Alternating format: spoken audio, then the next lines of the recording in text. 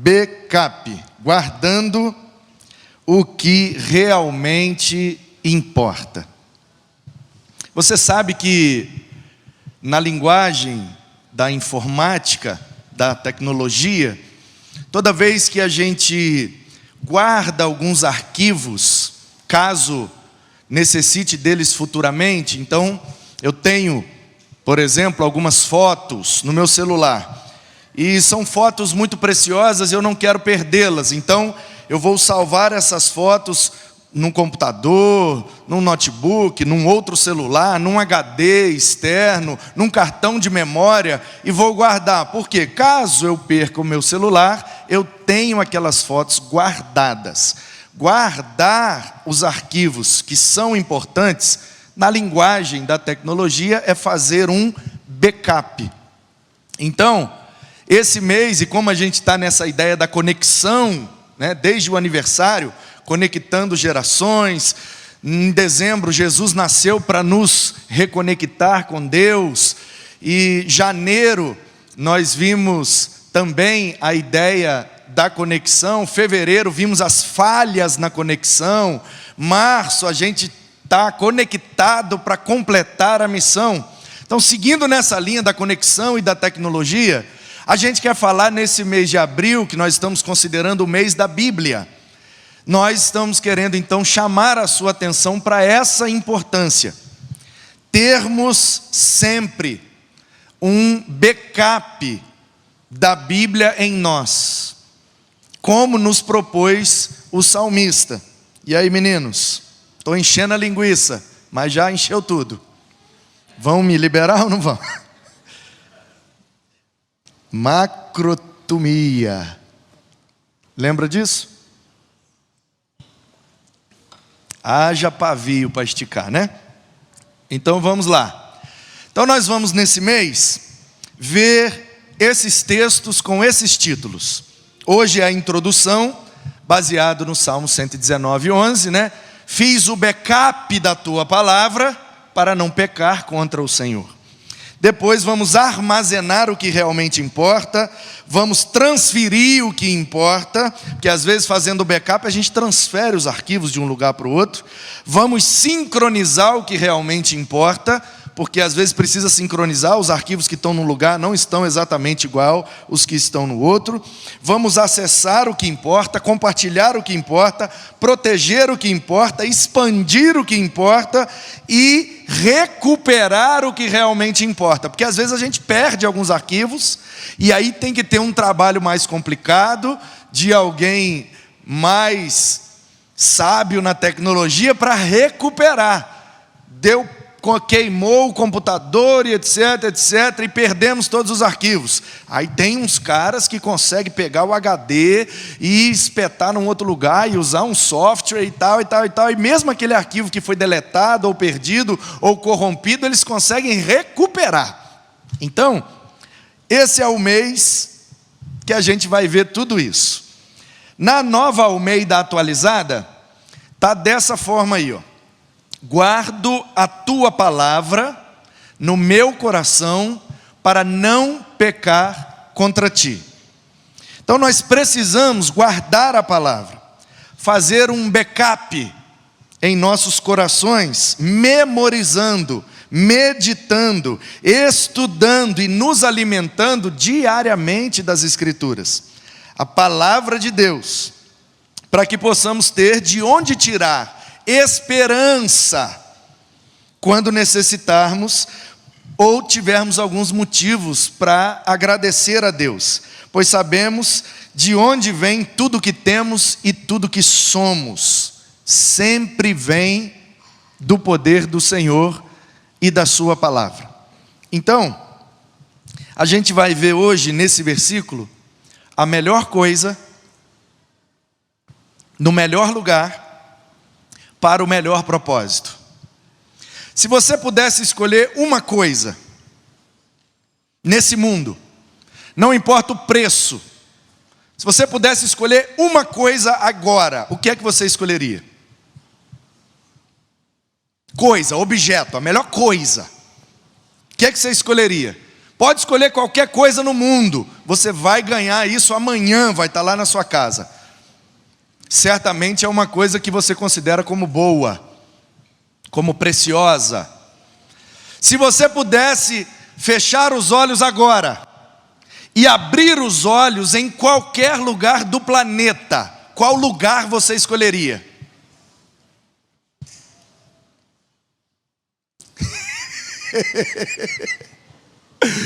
Hein? Igual Felipe, vai ser trasladado. Fechou aqui, abre lá. Qual lugar você escolheu? Hein? E se você pudesse escolher um propósito, um objetivo para a sua vida, o que é que você escolheria? Qual seria o melhor propósito para a sua existência? Esse versículo nos fala isso, irmãos. Então, a melhor coisa é a palavra de Deus. Guardei a palavra, disse o salmista.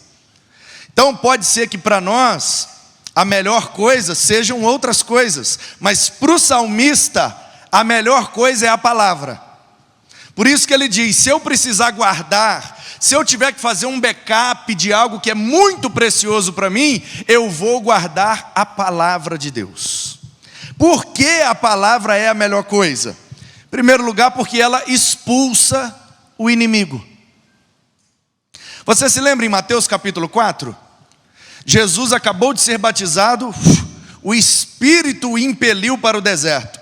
Às vezes a gente passa alguns desertos na vida e a gente acha que é o inimigo que está botando a gente no deserto. Não, meu irmão, não. Se você é um filho de Deus, porque Jesus acabou de ser batizado e uma voz do céu acabou de dizer para ele, na presença de todos aqueles que estavam ali no Jordão, dizendo: esse é o meu filho amado em quem me comprazo. Então, se você é filho de Deus, igual a Jesus, a imagem do primogênito, quando você for para o deserto, saiba, é o Espírito que te empurrou para lá, para que lá você derrote o inimigo. Não é o inimigo que te põe no deserto, não. Você só fica no deserto se Deus permitir. Você só vai para o deserto se Deus quiser. E quando você vai para o deserto pela vontade de Deus, você vai com esse propósito, derrotar o inimigo. Porque quando estamos no deserto, ele acha que estamos mais frágeis, mais vulneráveis, e é aí que ele ataca com mais poder. Então qual é o nosso papel num deserto da vida? Resistir ao diabo, porque ele fugirá de nós. Ele está furioso comigo. Não, eu é que estou furioso com ele. Ele que não sai da reta não para ele ver. Como tem uma turma aí que chama ele de um jeito que eu acho muito criativo e muito interessante, chamam ele de cabeça rachada. Já ouviu falar isso? Cabeça rachada. Por quê? Porque Jesus, já esmagou a cabeça dele. Na cruz do Calvário, ele picou o calcanhar de Cristo. Mas quando Jesus ressuscita, Jesus esmaga a sua cabeça, como foi profetizado em Gênesis 3,15. Então, queridos, Jesus está no deserto, o diabo aparece para ele, começa a tentá-lo nas 3 áreas da nossa vida, que só temos 3 áreas para ser tentado. Ou a gente vai ser tentado em comida / prazeres. Você está com fome, Jesus? Claro, eu estou 40 dias sem comer. Então manda essa pedra virar pão. Nem só de pão vive o homem, não. Mas de toda palavra que sai da boca de Deus. Isso é um versículo de Deuteronômio. Jesus está refutando o inimigo com a Bíblia. Aí, bom, se eu não peguei ele na comida / prazeres, então eu vou tentar na fama / reconhecimento. Jesus, estamos em cima do pináculo do templo, olha só. 30 metros de altura, olha como é que está lotado o pátio, pátio dos homens, pátio das mulheres, os cambistas lá fora, olha a quantidade de gente. Pula daqui agora, porque está escrito na palavra: Ele dará ordem aos anjos a seu respeito. Pode pular, que o seu pai vai mandar uns anjos para te segurar. Quando o senhor pular e os anjos segurar e o senhor não morrer, a sua fama vai correr por todos os lugares e todos vão acreditar que você é o Messias. Aí Jesus vira para ele e fala: não vou tentar o Senhor, meu Deus. Mais um versículo, mais um direto na cabeça rachada dele. E aí, se eu não peguei no prazer, se eu não peguei na fama ou no reconhecimento, então eu vou tentar o último: dinheiro / poder. Jesus, está vendo todo esse planeta aí, ó? Estou vendo. Tudo te darei, se prostrado me adorares. Já falei, vou repetir, porque todo dia a gente tem que tomar banho. Todo dia tem que escovar o dente. Então algumas coisas tem que fazer recorrentemente. Essa frase, que alguns insistem em colocar na boca de Deus, tudo te darei se prostrado me adorares, saiu da boca do diabo. Tá bom? Deus nunca nos prometeu que vai nos dar tudo que a gente quiser se a gente adorar Ele. Não existe essa promessa na Bíblia. E aí Jesus, com mais um versículo, vira para o diabo e diz: eu não vou adorar nada que não seja o meu Deus, e somente a Ele eu prestarei culto. Mais um versículo, mais um direto. Se eu não conseguir pegar ele nessas 3 áreas, não tem como fazê-lo pecar. Diz o texto que o diabo fugiu da sua presença. Portanto, a Bíblia é a melhor coisa, porque ela expulsa o inimigo. Toda vez que nós somos tentados, a gente precisa estar bem de Bíblia, senão a gente cai. E Jesus já deu a receita. Com 3 versículos ele botou o diabo para correr. Imagina o que a gente não faz com a Bíblia toda. Se você ler 5 capítulos por dia, você vai demorar 1 ano para ler. Jesus fez isso com 3 versículos. Portanto, meu irmão, faça um backup da palavra no seu coração, porque só assim você vai conseguir não pecar contra o seu Deus. Segundo lugar, a palavra é a melhor coisa, porque ela nos santifica. Disse Paulo a Timóteo: meu filho, estuda a Bíblia, come a Bíblia, devora a Bíblia, ensina a Bíblia, prega a Bíblia, cuida do povo usando Bíblia. Por quê? Porque é a Bíblia que vai santificar você e vai santificar o povo que você está cuidando aí em Éfeso. Eu conheço a igreja de Éfeso, é uma igreja difícil. Eu te mandei para ir, você é jovem, você é inexperiente, você não tem o meu currículo. E o povo de Éfeso queria que eu ficasse aí pastoreando eles. Mas Timóteo, eu quero te dizer que você não precisa nem de idade, nem de maturidade, nem de experiência, nem de currículo. Você só precisa da Bíblia.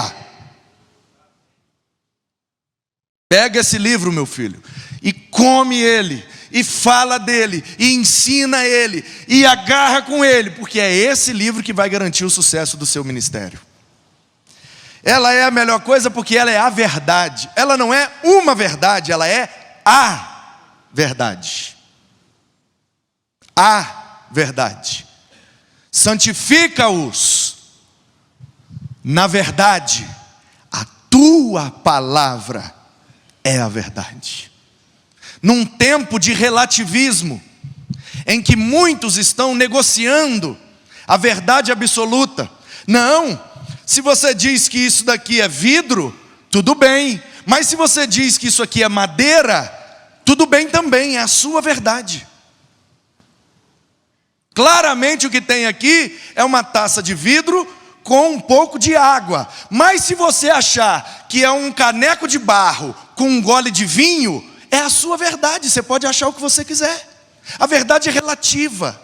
Cada um tem a sua verdade. E aí a Bíblia fala: nada disso. O coração do homem é enganoso. E a única verdade que existe é a palavra que sai da boca de Deus. Podem achar o que quiser. Essa é a verdade. A palavra é a melhor coisa porque é ela que permanece. Pedro, escrevendo a sua carta, ele diz: gente, tudo passa. A uva passa, a banana passa. Tudo passa, mas a palavra permanece para sempre.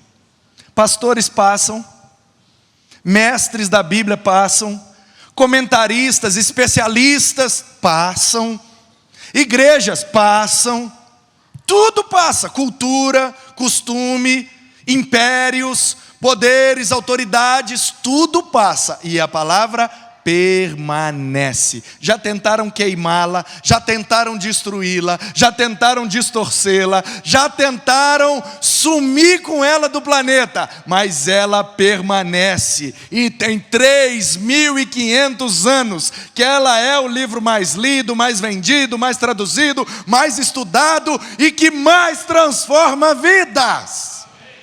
Uma vez um pastor no interior da Inglaterra, pastor Charles, sabe que Charles é um nome muito comum na Inglaterra por causa do rei, né?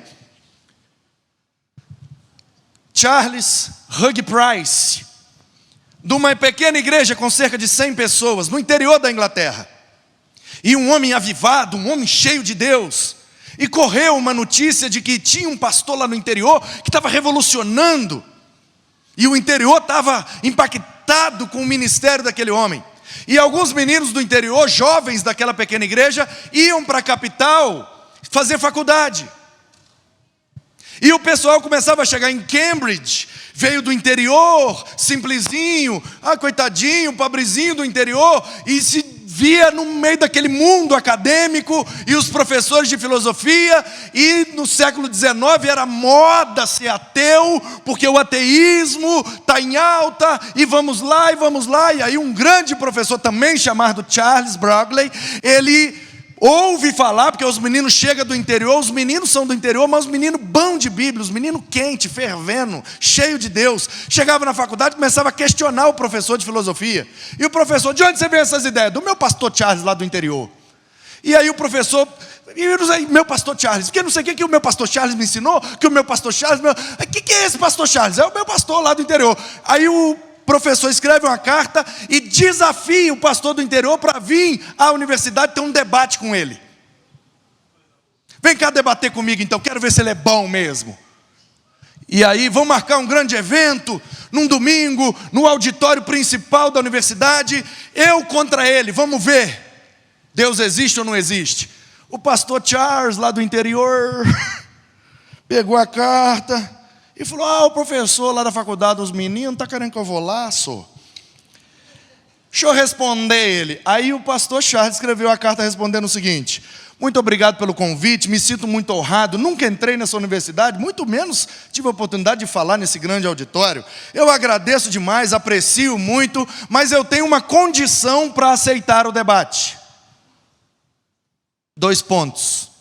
Minha condição é que eu vou levar cerca de 100 pessoas que podem atestar junto comigo que Deus existe. Se o professor conseguir 100 alunos que possam atestar juntamente com o senhor que Deus não existe, então nós temos um debate.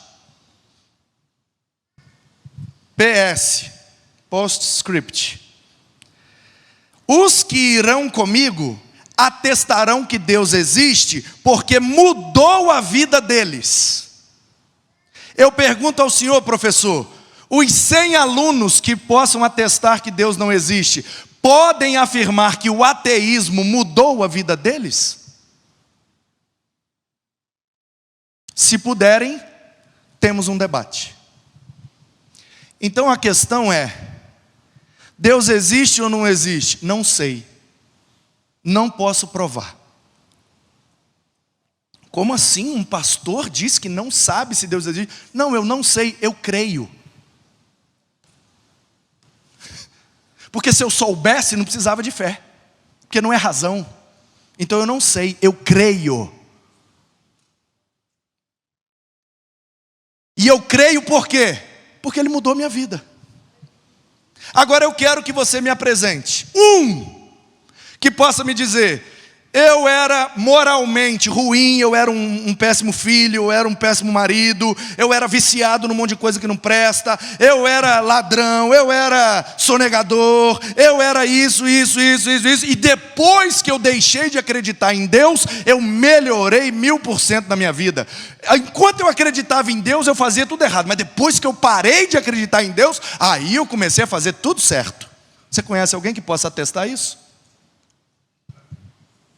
Por isso que não precisa ter debate. Porque qual é a maior evidência da existência de Deus? A transformação das vidas. Que nenhuma corrente filosófica, que nenhuma outra proposta religiosa, que nada nesse mundo é capaz de fazer tanta gente mudar de vida por conta desse Deus que se revela na sua palavra. E ela permanece. A palavra é a melhor coisa porque ela cura. O salmista disse que tinha momentos na vida dele de tanta angústia, de tanta aflição, que ele sentia como se o seu corpo estivesse doendo, como se ele estivesse doente. Mas aí ele se lembra: quando eu estou desse jeito, me sentindo doente, aí eu tomo o remédio que é a palavra do Senhor. E a tua palavra me faz sentir melhor. A tua palavra me cura. A tua palavra melhora também o meu corpo. Melhora a minha mente, melhora a minha alma, melhora meu espírito. A palavra nos cura em todas as nossas áreas. E por último, a palavra é a melhor coisa porque ela nos limpa. Ela nos limpa, ela nos purifica. Vem cá. Vem aqui. Vê se eu aguento isso, gente. Vê se eu aguento todo de roupa dos Estados Unidos. Beleza? Fala oi aí. Fala oi. Fala. Oi. Tá quase saindo, mas não tá. Fala aí alguma coisa. Fala, velho, para eu continuar pregando. Esse não vai ser do púlpito, não. Vem pegar, papai. Esse vai ser mais de bastidor, né? Igual sua mamãe, vai ser o nosso assessor jurídico do futuro. Coisa gostosa. Em João capítulo 15, Jesus usa essa metáfora. Eu sou o pé de uva, e todos os meus discípulos são os galhos. Sossega. Todos os discípulos são os galhos desse pé de uva, que de vez em quando, ele disse, o pai dele como agricultor, vem com a sua tesoura e poda esse pé de uva. Só que ele poda o que está dando fruto, porque o que não está dando fruto, ele corta e joga fora. É isso que Jesus diz. E aí ele disse assim, ó: vocês que são homens da roça, vocês que moram no interior, vocês que mexem com coisa de terra, vocês sabem, se não podar, não frutifica. Então, se frutifica, a gente poda para poder frutificar mais ainda. Mas como que o Pai vai podar a gente? Aí Jesus fala, pela palavra. Vós estáis limpos pela palavra, disse Jesus. Então a palavra de Deus é o método de Deus, ou melhor, é a ferramenta que Deus usa para nos podar, para que possamos dar mais fruto ainda. Um dia, num culto de semana, Deus me deu uma palavra e falou, Manu, senta o porrete. Eu falei, mas Senhor, isso dá problema. Vai que eu garanto. Eu falei, então tá bom. Meu irmão, era um culto de semana. Você sabe, o culto de semana é bem menos frequentado do que o culto do domingo. Normal, não é questão de espiritualidade. É que os afazeres da vida e tal, etc, etc. Tudo dificulta mesmo. Então, no culto de semana, que geralmente frequenta menos pessoas, e os que vão no culto de semana é um povo que geralmente é um povo que é crente mesmo, principalmente aqueles que vêm com o uniforme do trabalho, vem direto do trabalho, sai de longe, anda, pega trânsito, e dia de semana, aquela loucura, trem lotado, e ainda assim vem. Bênção. E aí eu falei, Senhor, mas como é que eu vou descer o porrete se esse povo é o melhor povo que tem, é o povo que vem na semana? Aí Deus, vai que eu garanto. Eu falei, então tá bom. Aí ele me deu um texto, eu fiz aquela faxina boa. No dia seguinte, uma pessoa entrou em contato logo cedo. Falou, pastor, está na igreja? Tô. Posso ir aí? Pode. A pessoa chegou, abriu o gabinete, entrou, um café, cappuccino, chocolate, tal. E aí, o que eu posso ajudar? Pastor, eu vim aqui para dizer o seguinte, eu não mereço aquela coça que o senhor deu ali ontem, não. Pastor, que é isso, pastor? Culto de semana. Eu saí lá de não sei de onde, vim correndo, uma confusão danada, uma dificuldade tremenda. Eu venho no culto, eu estou aqui para apoiar seu ministério, estou presente no culto da semana, e estamos juntos para tudo, e o senhor vai dar a costa daquela em mim? Não, o senhor tem que fazer isso domingo à noite, pegar aqueles domingueiros que não ajudam em nada, senta o porrete neles. Ela que falou. Ela, a pessoa. Né? E aí, meus filhos? Vamos ou não vamos? Me ajuda. Eu preciso continuar. Libera aí nós. Deu ruim? Deu ruim geral? Misericórdia. Nada é tão ruim que não possa piorar, né? Então vamos lá. Aí eu falei com ela, minha irmã, olha só, eu preguei o que Deus mandou eu pregar, e eu preguei até sem querer pregar, e eu concordo com a senhora em gênero, número e grau, e enquanto eu falava com ela, minha mente conectada com Deus estava perguntando assim, Senhor, e agora, como é que o senhor vai me tirar dessa enrascada? O senhor mandou fazer, eu fiz, agora aí, a dona está certa, ela está cobrando, e aí? Aí Deus falou, abre em João 15 aí e lê para ela. Eu falei, então vamos. Meu pai é o agricultor. O que dá fruto, ele poda. Eu falei, aí irmão, segredo. A faxina era para nós mesmo.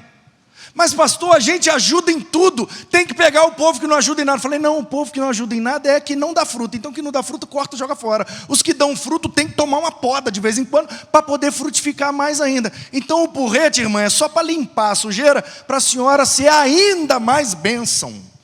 Aí ela, então tá bom, né?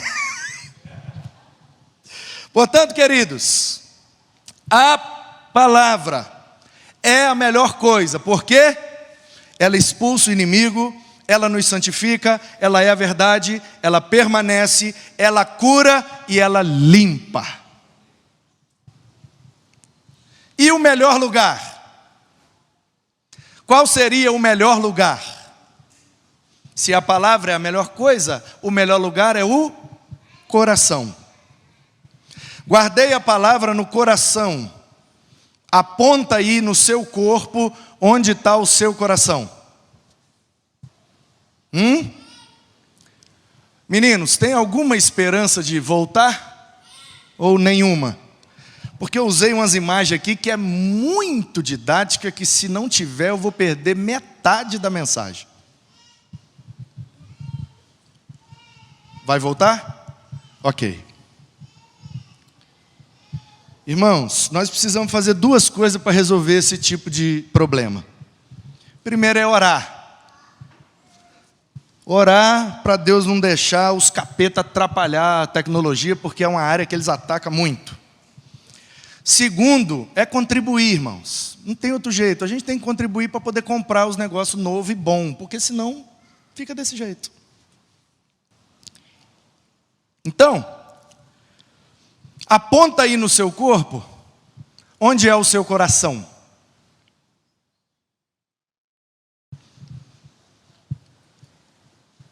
Meu coração é aqui, certo?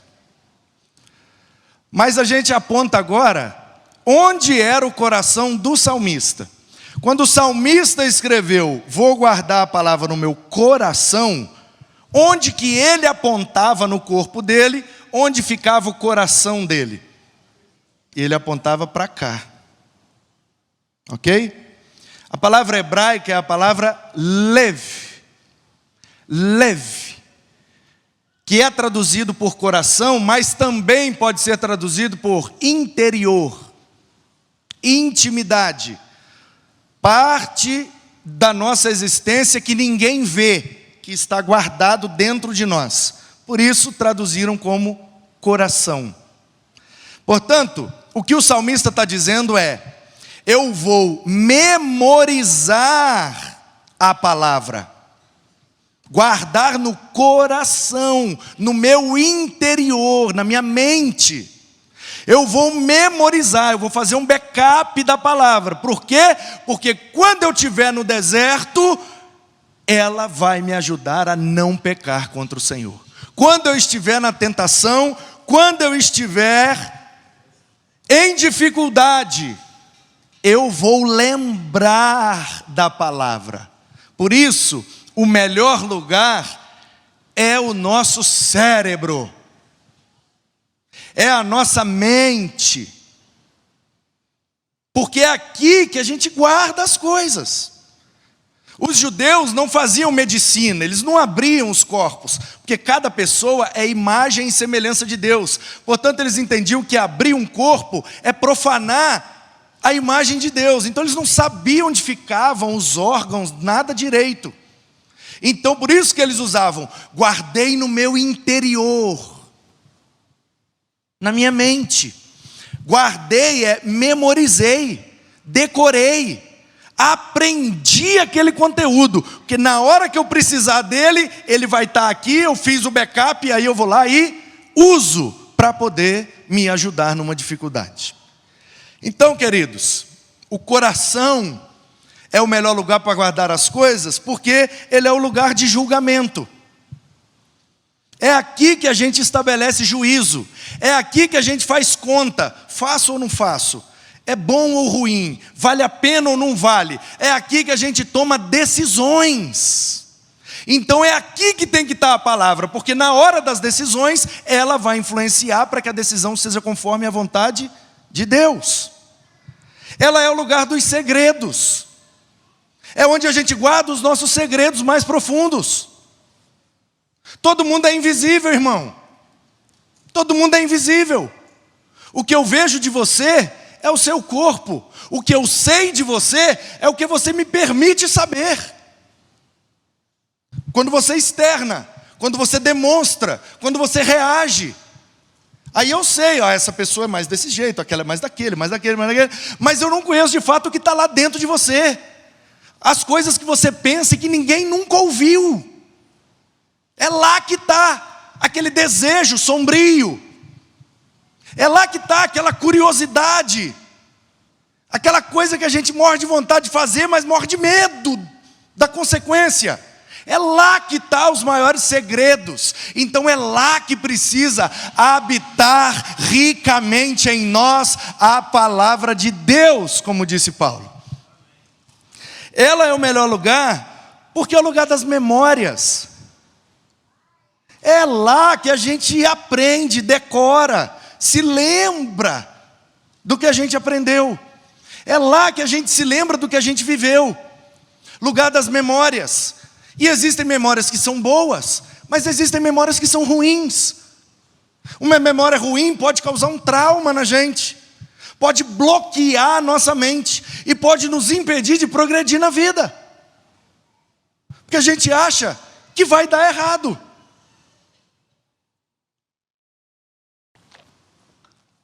Eu vou me relacionar com esse teclado, piano, não sei como é que chama isso. Isso é meio teclado, meio piano, né, Delma? O que é isso aqui? Piano elétrico? Piano, teclas. Aí eu me relacionei com esse piano. E ele, me machucou. Agora eu não quero mais ver piano na minha frente. Deus me livre de piano.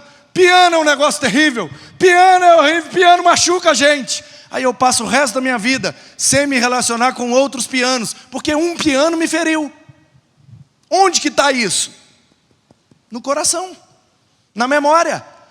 E às vezes a gente perde a oportunidade, porque esse piano me machucou, mas tem vários outros que vão me ajudar, que vão me abençoar, que podem até me curar do que esse me fez. Mas como eu estou travado, bloqueado pelo trauma, pela minha memória ruim, eu me impeço de viver novas experiências, e eu perco muita coisa por causa disso. Por isso que a palavra tem que estar no coração, porque é ali que estão as memórias, e ela vai trabalhar nas nossas memórias, para que nada nos trave, e a gente viva o propósito que Deus tem para nós. Tem alguém aí? Não.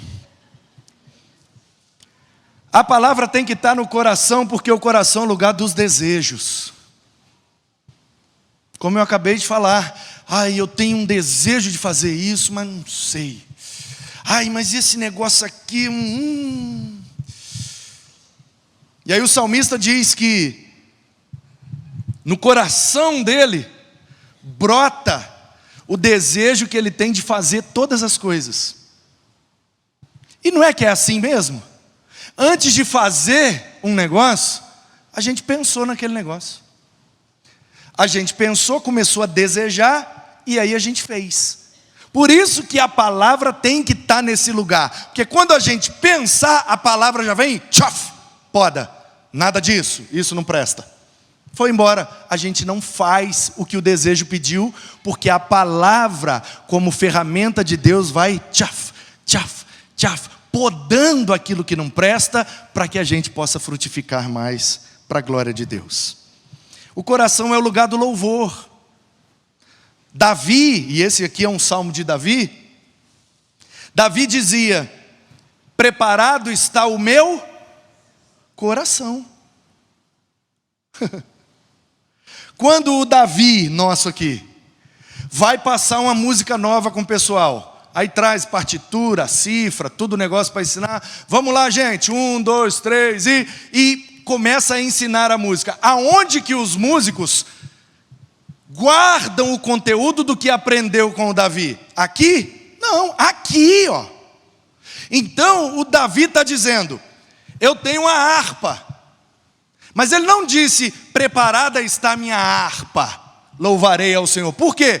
Porque a harpa, sem o que eu tenho no coração, não faz nada. Então eu preciso ter a palavra no meu coração, para que quando eu for tocar minha harpa, o meu coração está preparado com a palavra. Aí quando eu tocar na harpa, o que é que vai sair de mim como louvor? Os conteúdos que eu aprendi da palavra. E é aí que a gente guarda a nossa fé. Paulo aos Romanos disse que se com a nossa boca a gente confessar, e no nosso coração a gente crer, verdadeiramente somos salvos. Por isso que o coração é o melhor lugar, mas o coração é aquele órgão ali, ó. E o melhor propósito? A melhor coisa, a palavra. O melhor lugar, o coração. E o melhor propósito? Qual seria? Não pecar contra Deus. Por quê? Porque o pecado mata. Mata em primeiro lugar, no sentido de que ele nos derruba. Lá em Gênesis 3 conta a queda da humanidade ali naquele primeiro casal. O pecado derrubou eles, e todos nós depois deles nascemos derrubados, já inclinados ao pecado, tendenciosos ao pecado. Não precisa ensinar o errado, já vem no pacote. Tem que ensinar o que é certo. E qualquer criança já demonstra isso.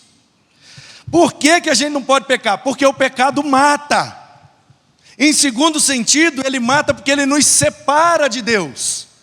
Disse Paulo aos Romanos: todos pecaram e por isso estão separados de Deus. E ninguém consegue viver o seu propósito estando separado de Deus, porque é Ele que designou o seu propósito. Portanto, se você não estiver íntimo dEle, você não consegue descobrir e nem consegue executar o propósito que Ele planejou para você. O pecado é ruim porque ele mata. E mata no terceiro sentido de condenação. Todos pecaram e por isso estão condenados. Condenados. Estamos mortos em nossos delitos e pecados.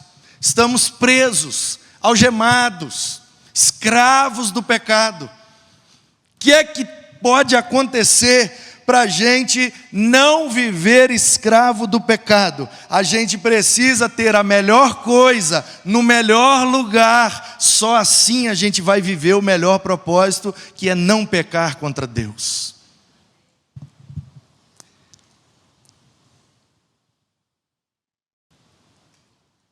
Se o pecado nos derruba, se a gente cai quando peca, se a humanidade nasce caída por causa da queda que aconteceu em Gênesis 3, Jesus nos levanta.